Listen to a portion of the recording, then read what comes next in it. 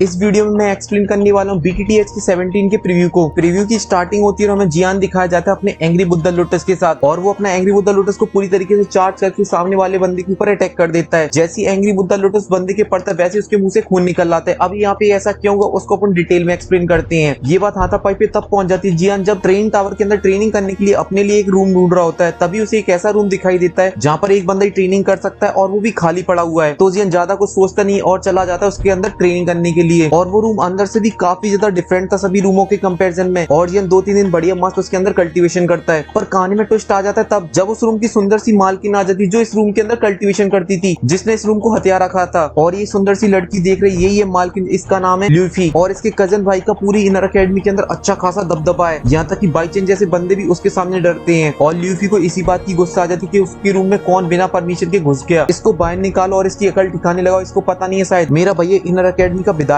है। यह सुनती उसका गार्ड होता है वो जियान को रूम से बाहर निकालने के लिए आवाज लगाने लगता है और गेट को खटखटाने लगता है। तो जियान अपना बीच में कल्टीवेशन छोड़ के बाहर आ जाता है, जहाँ पर जियान कहते हैं तेरे बाप छोड़ के गया ये कमरा या तेरे भाई ने बनाया ये कमरा, क्योंकि जो ट्रेनिंग करने के लिए जो कमरे बने हुए हैं वो किसी की भी पर्सनल रूम नहीं है, कोई भी कहीं पे भी जाके ट्रेनिंग कर सकता है सिर्फ एक इंसान को छोड़कर। और जिस दिन वो पर्सनल रूम आप लोगों को देखने को मिल जाएगा उस दिन से यूनसन जियान के बीच में जो फाइट हुई थी वो आपको हर एपिसोड के अंदर देखने को मिलेगी फिर, और साथ ही ट्रेनिंग टावर का भी आखिरी दिन होगा वो। और वहीं पर ल्यूफी और जियान के बीच में जो बातचीत थी वो काफी ज्यादा बढ़ जाती, तो ल्यूफी अपने बॉडीगार्ड को फाइट करने के लिए आगे भेज देते हो। जियान भी अपना एंग्री बुद्धा लोटस बनाता है और उसके ऊपर अटैक कर देता है, पर एंग्री बुद्धा लोटस उसके पास जाके फूटता उससे पहले ही वहाँ पे एल्डर आ जाती और जियान को एंग्री बुद्धा लोटस वापस लेने को बोलने लगते हैं। तो जियान भी पहली बार एंग्री बुद्धा लोटस को वापस ले लेता है और उसको डिफ्यूज कर देता है, मतलब गायब कर देता है। और इसके बाद एल्डर जियान को थोड़ी सी पनिशमेंट देती है और ल्यूफी को तो बहुत सारी पनिशमेंट दे देते हैं, और गुस्से से लाल पीली होती हुई लूफी वहाँ से चली जाती है और जियान भी ट्रेन टावर से बाहर आ जाता है। और वहीं पर वो एल्डर जियान का इस तरीके कंट्रोल देकर फिल्मों पर एक मीटिंग रखते हैं जहाँ पर सभी बड़े एल्डर बैठकर जियान के बारे में बात करते हैं, क्योंकि फ्यूचर में जियान उनके काफी ज्यादा काम आ सकता है। इसलिए एल्डर ये भी डिसाइड करते कि जियान को दी जाएगी फुल इज्जत। सभी एल्डर जियान को नॉर्मल स्टूडेंट की तरह ट्रीट नहीं करेंगे, उसको देंगे फुल इज्जत। और वहीं पर जियान अपने निवास घर पे पहुंचता तभी यूनर उसको पकड़ के ले जाती है अपने कमरे में और गेट बंद करके ताली बजाती, तो वहाँ पे प्रकट हो जाते हमारे सबके सेक्सी बॉय लिंग यिंग। और वहाँ पर घुटनों के बाद लिंग यिंग को देखकर जियान बी लाइक